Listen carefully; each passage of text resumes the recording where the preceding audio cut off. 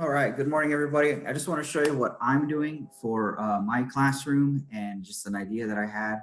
I think this is the way that I'm going to go for my particular group of students, just kind of thinking about their needs and just kind of accessibility and ease of navigation through online content. So what I did is I actually just created my own website and implemented a couple of things that I would like to share with you, okay? All right, so I'm going to share with you my screen and just show you exactly what it is that I did.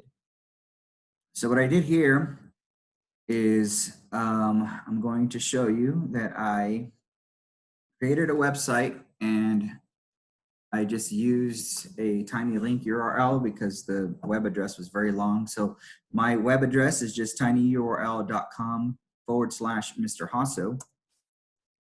And I just want to show you a couple of things that I did here with my website for students.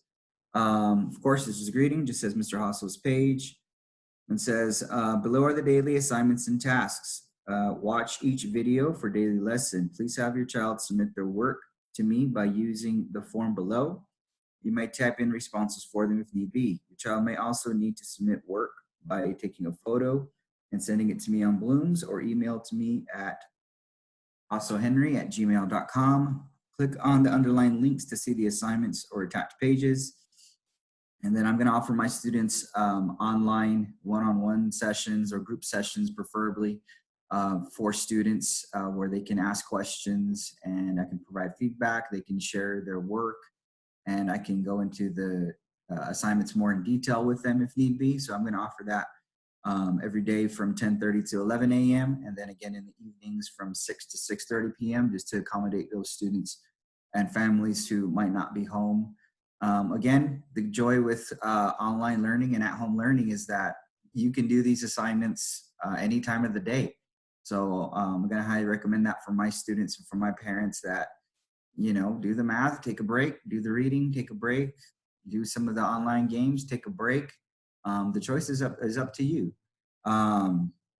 Okay, so then what I'm going to do for each day is I actually just created an actual tutorial for each day, each lesson. So I just recorded, each day has their own lesson and it just explains everything that they're going to do, links that they need to click on, articles they need to do. I posted the assignments and everything there for them. And so you'll also see it here. So like for today, for example, for Monday, April 6th, this is going to be the first day that we launch this. They have to do their reading assignment where they're going to read an article about a girl named Jordan. I made that a hyperlink. So all they have to do is just click that. And the reason I chose going with the Scholastic News content is because there's some really cool features that I like. And Scholastic News has made several of their online content free for teachers. But I think this will be useful to students because they can do a lot of things with this.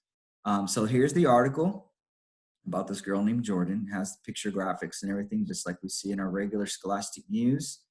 But what I like particularly about this is that the students can actually toggle between it being on level or lower level. So this is third grade, and this is a third grade article. When you go to Scholastic News, you can choose your specific grade level. So I just went ahead and chose third grade. So this is the third grade reading passage.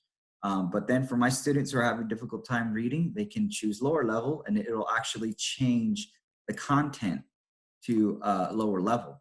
What I like about this too is there is also a text-to-speech feature. So if a student presses this, they'll get it read to them aloud. You can toggle between normal speed and slow speed. Stop and pause that if you need to, but I really like that feature a lot because I do have students who might choose to have it read to them. Of course, I'm asking my students to try to read this without that tool, but if they need that accommodation, then that's there for them. Reminding students and parents that they can toggle between two. So if they're doing this on a tablet, just be sure that you're aware of that you can toggle between the two. And you might need to keep this open and be useful later on to you whenever you're doing some questions. So what I did ask is I just came up with 3 comprehension questions. Like for example, for this particular lesson, they're answering a question about this student who has a disability. So I just asked, what is Jordan's disability? Why is Jordan's story inspiring to others? And what is Project Unicorn? So if you notice the beginning, I asked students to fill in the form at the bottom. So what I did is I used Google Forms, which is actually pretty cool. So Google Forms, all they have to do is, and I made each of these fields required, so that way they can't submit, the students can't submit it without it blank. So I made for sure that the first one is their name and date. So that'll tell me what student is submitting it. For reading, for example, then they'll answer the questions here. They'll just type in their responses. But here's a couple of cool things that you can do. You can have your students actually write it out in pencil and paper, of course. Have them take a picture and send it to you. Another option is to have the parents actually, after they write it, have the parents type it in. But here's one cool feature that I like a lot. If your student is using a cell phone or if they're using a tablet, on the actual tablet or on the keyboard, there's always a little microphone that's right there, the little microphone icon. So all they have to do is tap that microphone and they can actually talk into their phone or device and it'll type it out for them. So that's a cool feature, how we can accommodate students who aren't good at typing or need that kind of accommodation. Of course, I always recommend that students handwrite or type it in. That's a good skill to do. But if a student needs that, they can use that text-to-speech feature when they're using a phone or a tablet. So kind of a plus side to using a tablet there. There are some settings in a computer that you can get to whenever you're typing. You just turn on the handicaps that are there in the accessory settings, and you can actually have that microphone feature for your keyboard as well on your computer. So that's a great tool to utilize as well. So if you notice for my forms, I have it for their name and date, for their reading assignment for the day, for their math assignment for the day, and for their writing assignment for the day. And then I also including what's called debate of the week. Once they're done, they just hit submit. And so like, again, if they're answering the questions, they can toggle back and forth to answer the questions that I'm asking. It's going to take some time for them to navigate and remember how to scroll down and stuff like that, but I think students will get it. Okay, so going back to my assignment for the day, like for example, this one, I have them doing a math assignment. So what I did is I just have, when I built the website, I just have the pictures embedded into it. So here's the math assignment. I'm asking them to do word problems. And so all they have to do is click on that and it opens up the worksheet for them, okay? So there it is. Of course, on a computer or tablet, you can always zoom in. But all I did was just scan this in. I can do this for other assignments. I can just copy and paste something from an online resource if I need to do it that way. For this particular one, I'm having students answer these questions. And again, they use the form on the bottom to submit their answers. Or again, if they want to use pencil and paper, they can take a picture using their parents' phone and send it to me via text or post it on their my Bloom's account, which I use. They can email it to me, any one of those things. So students have several different ways they can submit their work to me. For the writing activity, like for example, for this one, I gave them a story prompt for today. And then I put for them a picture graphic, a graphic organizer. But if you'll do me a favor, if you'll go ahead and watch today's lesson, and that one kind of explains it. And the reason I chose to use YouTube to explain my daily lessons is because students can always go back and watch that video and rewatch it and rewatch it. I think it's better than using Zoom to teach a lesson and having all your students log in, because you're going to have students who aren't paying attention. Parents are literally going to have to sit next to them and pay attention for them, because we know our kids, unfortunately, they're going to get, they're going to get lost and confused. They're not going to pay attention and things like that. So my solution for my students is I'm using YouTube. I just created a YouTube channel, and every day I'm just gonna post in a new video that explains the assignments for the day. So if you notice on my screen, this is why I have coming soon, because I don't want my students to go ahead. So I'm not gonna post that until that day. Although I already did write the assignments out, just the actual instruction is just not there yet. And so that's kind of just what I'm doing for my assignment. Every day this will be different. So so I'll be updating my website literally daily and just changing out these two columns here, the Monday and the Tuesday. Of course, then I'll add in Wednesday, Thursday, Friday as the week goes on, and I'll have a video for each of those those days. What I'm also asking my students to do on top of their daily work is to do these daily tasks as well.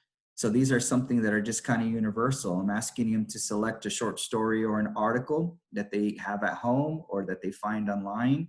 I posted some educational links, and these are ones that you're more than welcome to copy as well. I posted a link to Newsela, which there's a ton of articles there.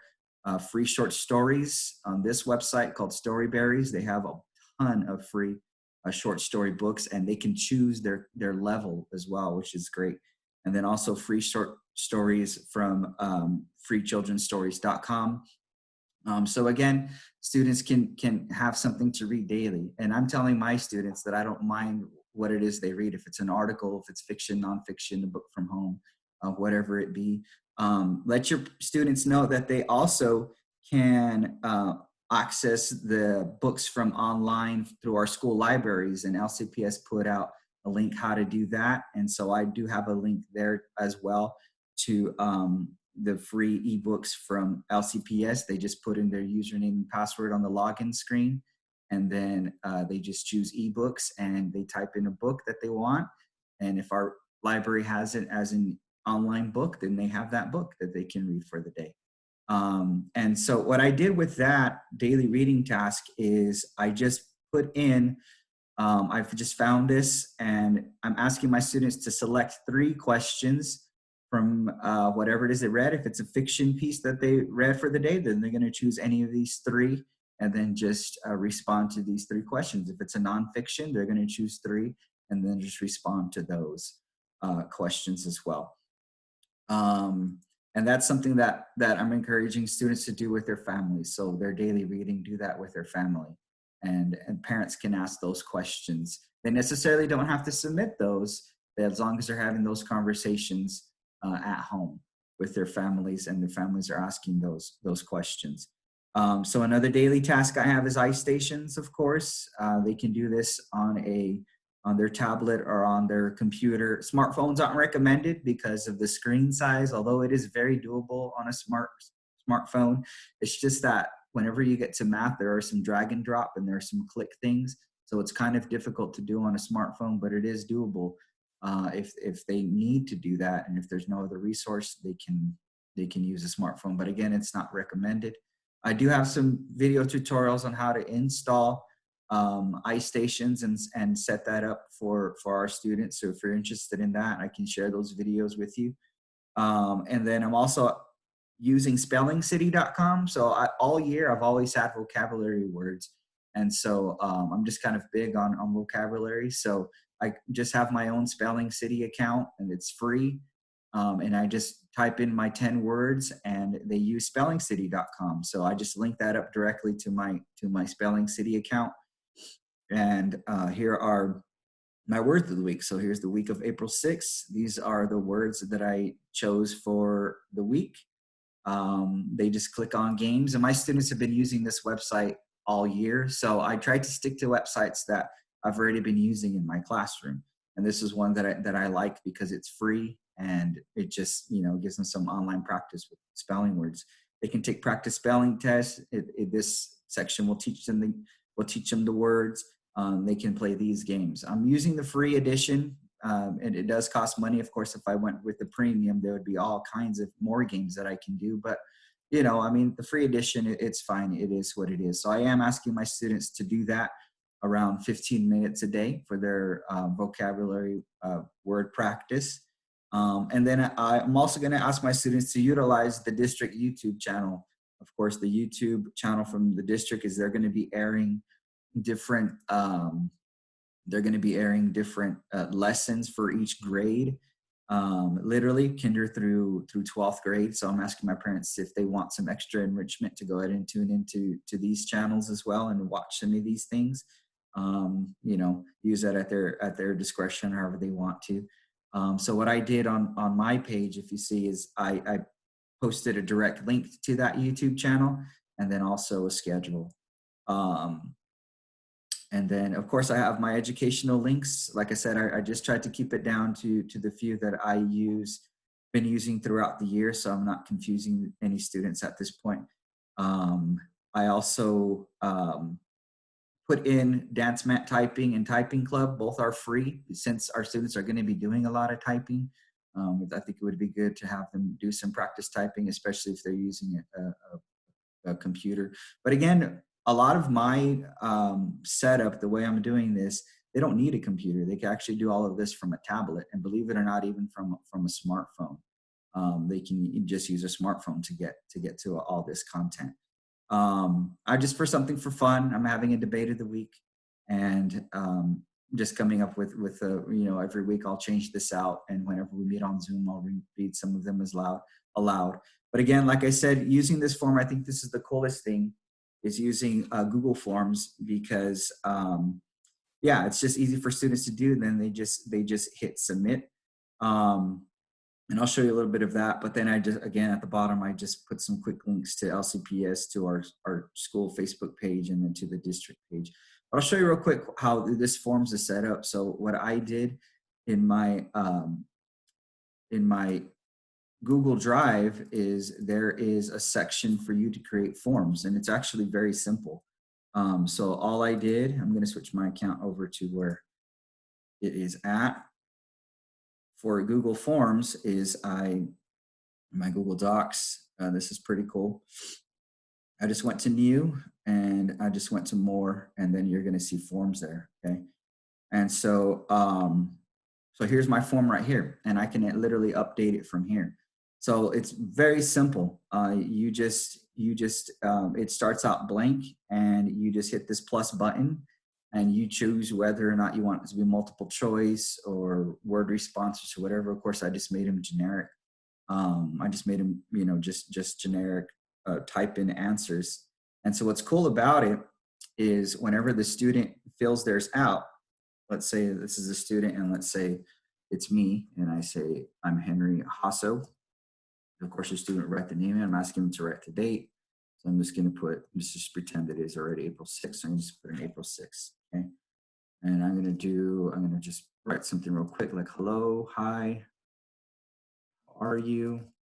And of course, students aren't going to do this, every day. They might not have a reading or a writing. So I just asked them to type in none.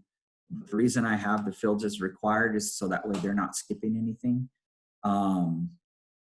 If they are writing something, I'm going to put, this is a great idea. Just because. Okay. And again, so if they try to hit submit and they left one blank, it's going to prompt them. So I just asked them to type in none. All right. So then I'm going to go and submit this. But here's the cool part. So that is submitted. And they'll get a screen that says it's been submitted. And if they want to, then they can do submit on the form, and it just refreshes that. But this is what's cool about using Google Forms, is back in my Google Drive, I go back, and if you notice right here where it says responses, here it is. It says I got 2 responses. So here's my persons. If I go to individual, I see I've got 1 of 2. And here's Henry sample. The other day I was just messing around and I created another one. But now here it is right here, Henry Jasso, April 6th, and here's all my responses. And so Google actually just sets that up for you. So that's just a quick and easy way to use Google Forms. So I think that might be a solution to some of our problems. And if you noticed, all of these things, there was no sign-in. Students didn't have to sign. The only thing they had to do whenever they were using Google Forms, whenever they were using this form, is just write their name and date, which a lot of students can do. And again, I'm just going to repeat myself whenever I say this. If they're using a tablet, of course, they can type it in, which is a little bit difficult. But again, there is that microphone button where they can just press it and talk in their replies, which I like a lot. So again, that gives students various options on how to submit work. Like I said, I'm going to give my students the option, if they want to write out their answers, have their parents take a picture, they can send it to me text message. I use an app called Blooms. They can send it to me through Blooms, or they can even email it to me. So I'm giving them a variety of ways to submit their work. So I just wanted to show you what I was doing for my class and for my students. I just thought I was really excited about this, and I think this way will work for my class. And let me know what you think. Provide some feedback. Give me some suggestions and things like that. But I'm looking to hear from you, and I appreciate your time. All right, thank you. Bye bye.